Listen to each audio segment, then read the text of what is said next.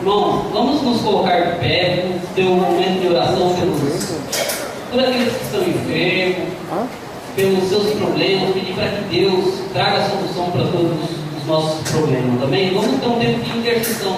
Você apresenta o seu problema para Deus, apresenta a sua situação para Deus, e eu sei que Deus vai apresentar uma solução, amém?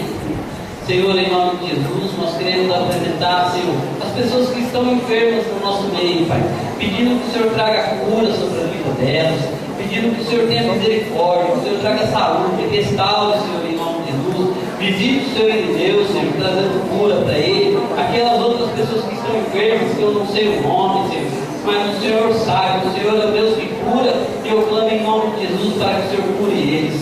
Senhor, abre a porta de emprego para aquele que está desempregado, aquele que está necessitado de um emprego, que essa semana, Senhor, ele possa encontrar no trabalho, ele possa encontrar onde tirar o sustento para a família. Senhor, aquele que está, Senhor, com problema na justiça, a tua palavra diz que o Senhor advoga as nossas causas, então seja com esse irmão, com essa irmã, em nome de Jesus.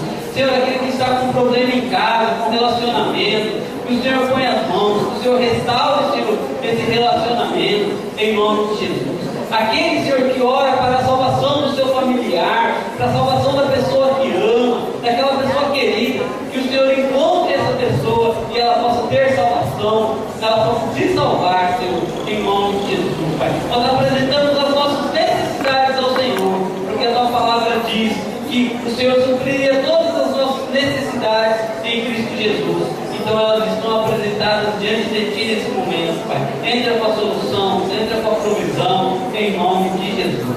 Amém?